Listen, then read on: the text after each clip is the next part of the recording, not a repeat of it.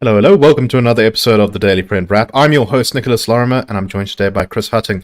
Just a quick note before we get into the show today. I do apologize to listeners yesterday who may have heard some background noise in my recording, and that was because I did not have microphone echo noise cancellation on, and because the power was out, my inverter was making a big noise, keeping me online. So I do apologize for that. Hopefully it won't happen again, even if I am load shed. Chris, most important thing that happened yesterday that we didn't talk about on the Daily Friends show was, of course, the Minister of Finance gave the budget for the financial year ahead, and he had some interesting figures. He said that the budget deficit is going to worsen from 4% to 4.9% of GDP per year. He said the debt servicing costs are going to increase by an additional 15.7 billion rand. He said that debt service costs will absorb more than 20% of revenue. South Africa is going to be spending 356 billion rand in the next financial year in order to pay off the interest on our debt. He then gave out some numbers about how he aims to have a primary budget surplus relatively soon, that debt would stabilize by 2025-2026, and that debt will peak at 75.3% of GDP in 2025.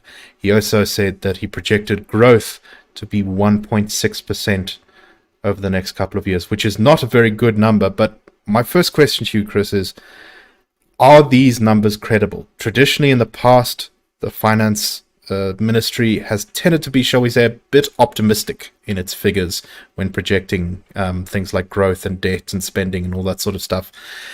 And I feel like that problem has only gotten worse in the last couple of years. Do you agree? Yeah, I'm in agreement. I mean, the biggest thing that stands out is in the 2023 budget, the minister indicated they would achieve a primary budget surplus in the following fiscal year, and now he's promising it again for the next fiscal year. This would be the first time since 2008, 2009, should we achieve it. But it's those sorts of things that just chip away at, are you really committed? Or not just is Treasury committed or the Reserve Bank, because I do think there is strong elements of fiscal prudence and responsibility there. But is the rest of government committed? Given that it's an election year, the temptation to really spend big, to hike public sector wages again, for example, to help struggling SOEs, those elements are strongly on the table, and you wonder whether the line can be held or not. Based on the previous track record, that is not the case. Over the last 3 years, 6 state-owned entities have received just around 281 billion rand in terms of bailouts. That's just for SOEs, where we were told, no, they would be turned around, we would have prudence, they wouldn't be offered lifelines, but then they are ultimately. Transnet gets 47 billion rand of a sort of credit line, as it were. It's not a direct cash injection, but it's still a form of assistance. It still helps Transnet for the short term, but does it actually mean they're going to get their house in order to ensure this thing doesn't happen again? So there are notes of optimism, but I think the underlying fundamentals haven't substantially changed enough in terms of government spending, government policy, all that sort of thing, to give more weight and credibility to these sorts of projections. Even that 1.6% growth average over the next 3 years might be too optimistic, given the continued electricity and logistics issues that the country is saddled with. So we also saw, I guess, kind of a stealth rise in taxes by not adjusting the tax brackets for inflation. The sin taxes were hit hard, as they are every year, I think, because it's the easiest tax to raise, right? You know, we're going to tax alcohol and smoking more.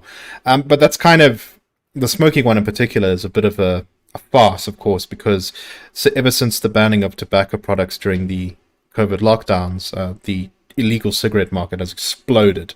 And now, as I believe, a solid majority of the cigarettes sold in the country.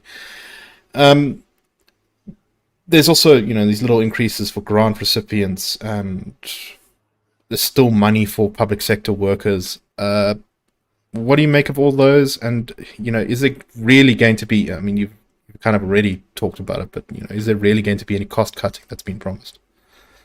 You mentioned at the start the just over 15 billion that is needed to sort of bridge that gap between revenue and expenditure. Most of that they're aiming to extract from individual taxpayers. So not getting those rebates in terms of medical scheme credits, and also not adjusting for inflation. So that's just partly, I think, that is where the burden is. They're trying to shift some of that burden, where they want to keep nurses, doctors, public sector workers. They want to keep adjusting those salaries upwards to account for inflation, but they need to take from somewhere else. And already the tax base is under a lot of pressure. Just over 1.1 million taxpayers responsible for over 80% of South Africa's tax.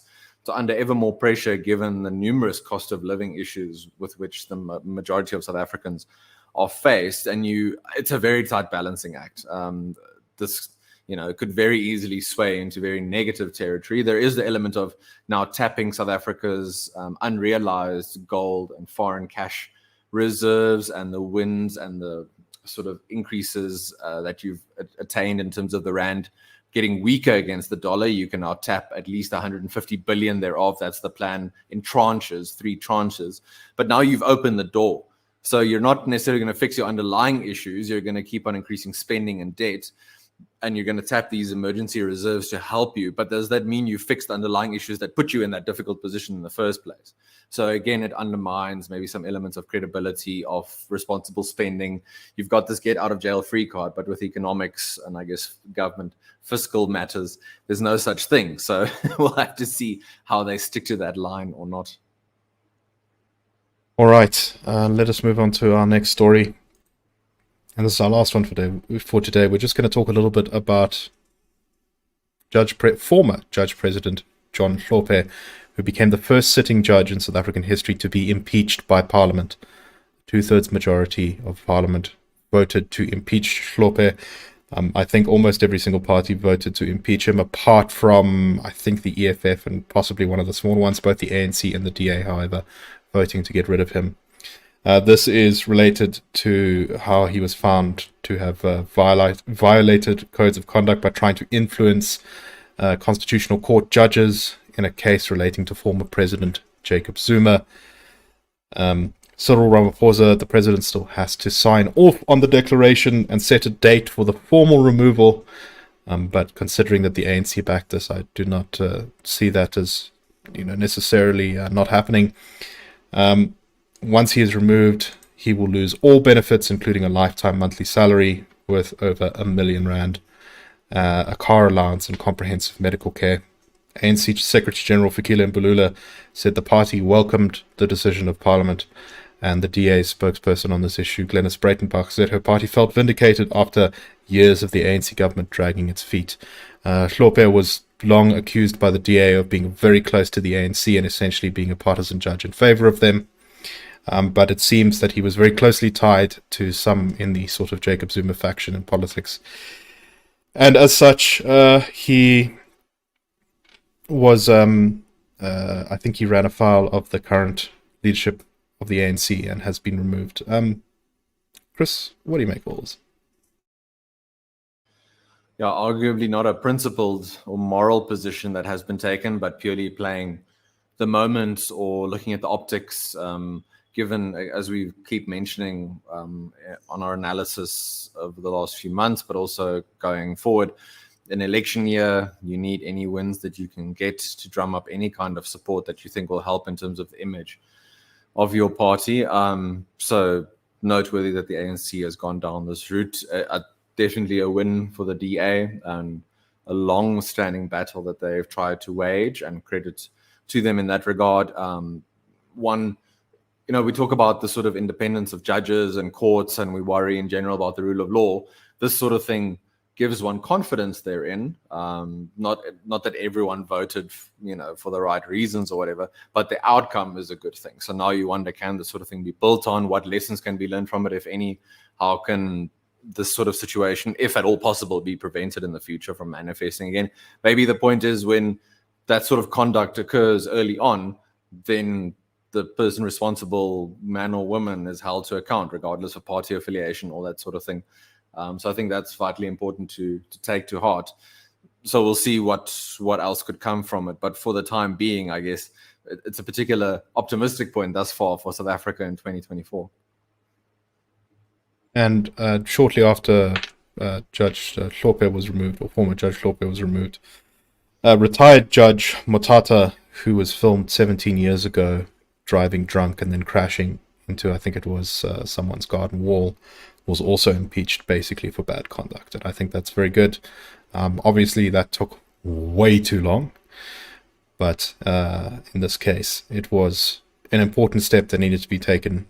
Judges do need to be held to a high standard of personal conduct. All right, that is all the time we have for today. We hope that you found this show interesting. That's a wrap.